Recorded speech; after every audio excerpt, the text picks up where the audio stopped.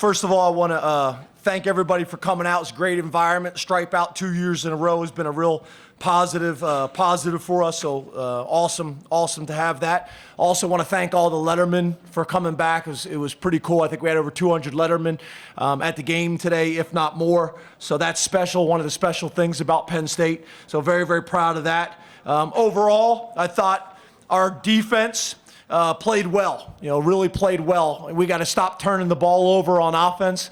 Puts our defense in a tough spot. But I thought our defense played well. It was great to see so many different guys step up and make plays for us. We had a young man that was with us today as a guest coach with us named Josiah.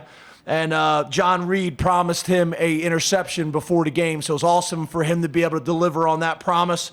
It's pretty special, when you get in a situation when you're thin at linebacker and you don't have Naeem Wortman and you don't have Brandon Bell, and you don't have Jason Kabinda, three of the better linebackers in the Big Ten, in my opinion, and you get guys that go in there and step up. Cooper, Bowen, Campbell, those guys with their first starts.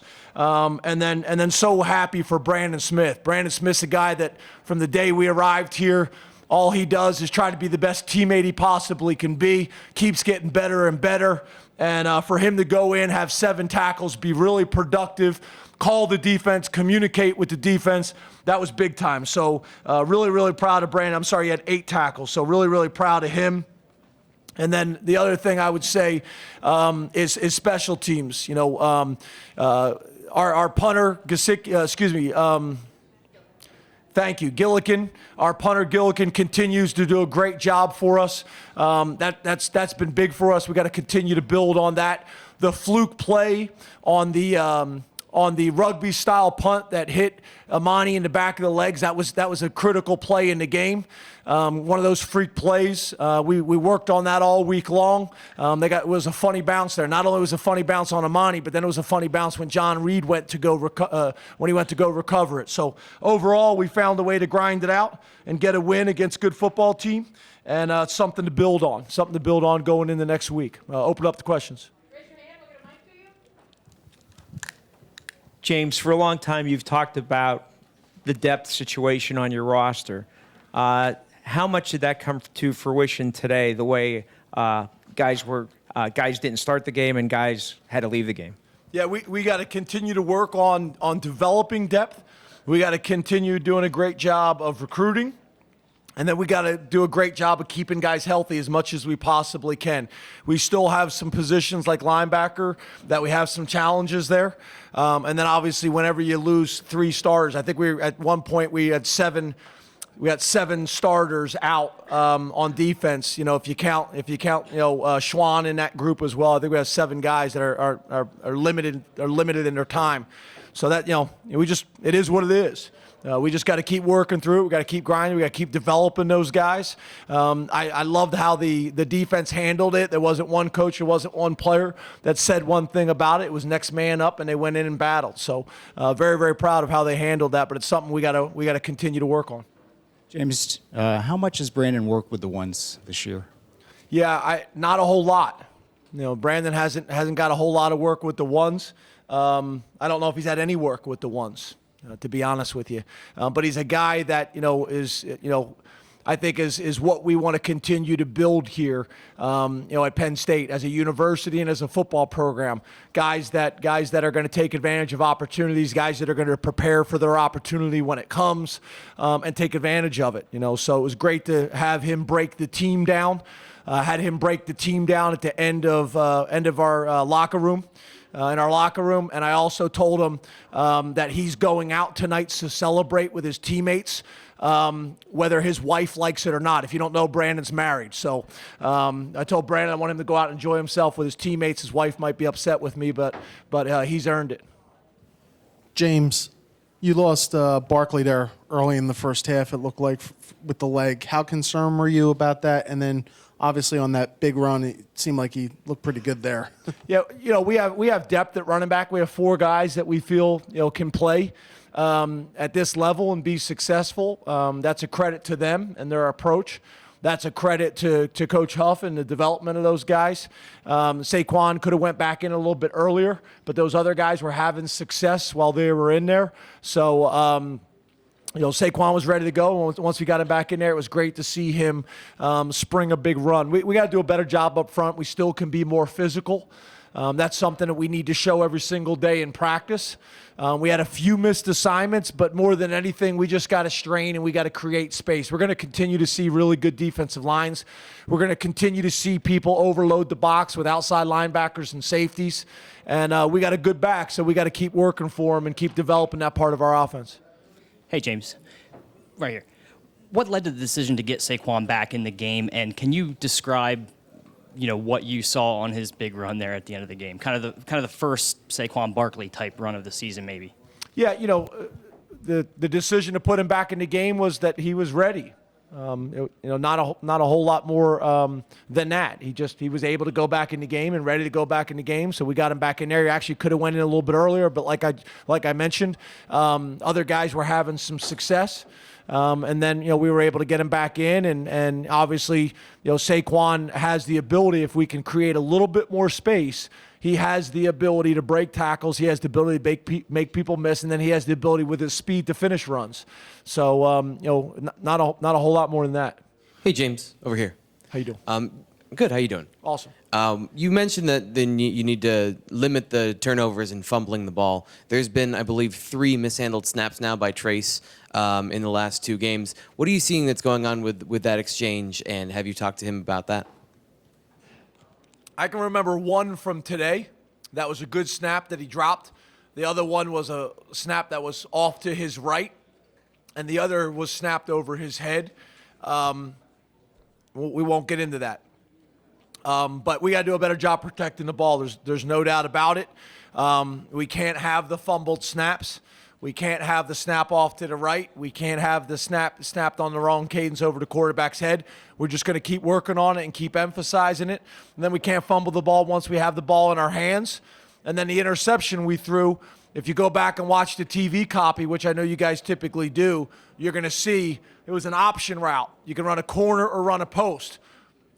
Trace thought he was going to run a corner. Through the corner, the post was wide open for maybe a touchdown, and it was an ugly interception. So we got to get those things cleaned up from a communication and a body language perspective. James, I know your rule about the injuries, but are any of the guys that didn't play today, are they ruled out for the year? Do you expect some of those guys to be able to come back? Yeah, I'll have a better idea on Tuesday. It would not be appropriate for me to talk right now before the doctors have had an opportunity to visit with me and have an opportunity to visit with them. As you can imagine, there's a lot of different tests that have to be done, and then guys actually, you see them the next day, you think they're going to be fine, and the next day they're not, or vice versa. So we'll see how this thing plays out. We'll discuss it on Tuesday. James, can you just take me back to the play where Naeem got hurt? You guys were in a safe there, I believe. Was that the plan? And punt safe, yep. Yeah.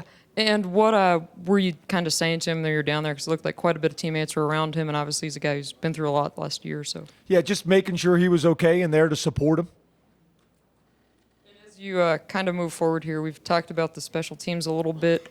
How'd you think that Joey kind of bounced back today with the kickoffs? Were you pleased with him, or?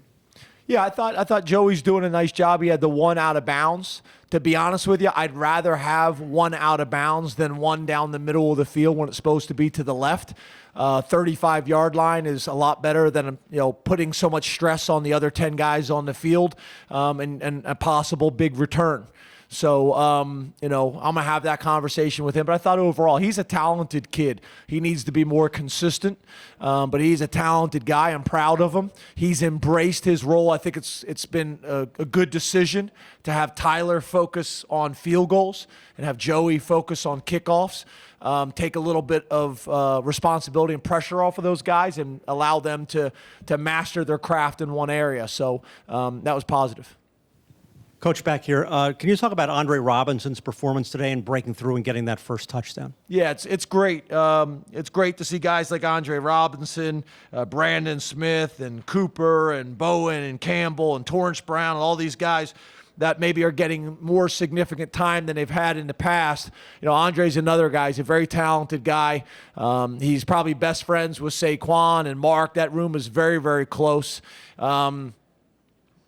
What I thought was really special is not only Andre going in and having success and getting a touchdown, but if you noticed, the guy that was probably more excited than anybody in the stadium was Saquon Barkley.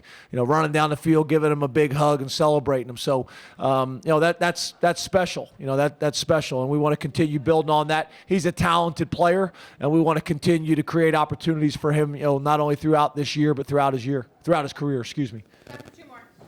James, with 2 linebackers already out, why did you decide to keep Naeem on that punt return? Say that again. With 2 linebackers already out of the game, why did you decide to keep Naeem on that punt return or play him on that special teams? Yeah, that was what we just discussed. Audrey just asked that. It was punt safe. Yeah. Punt safe is your defense stays on the field and you just put the punt returner in. Anything else? That's what punt safe is. It's your defense stays on the field. Yeah, he's not on starting on any special teams. He's not on one, but when you go punt safe, that's your defense. So in case they run a fake or they line up an offensive formation, you got the people out there to stop it on. You know, we'll do it week by week, whether it's 4th and 3 or less, 4th and 4 or less. I don't think Temple ever goes punt return team. They go punt safe the whole time. Everybody has different philosophies, but yeah, that's fairly common. James, you talked last week about wanting to start better, and through this week you talked about that. Noticed in the tunnel you were kind of shoving some guys playfully before the game. What was your mindset like before the game doing that? Because I don't think you usually do that. Yeah, I just I'm not sure. We want to start faster. I didn't kind of stay up last night thinking about I'm going to shove them and push them to start fast.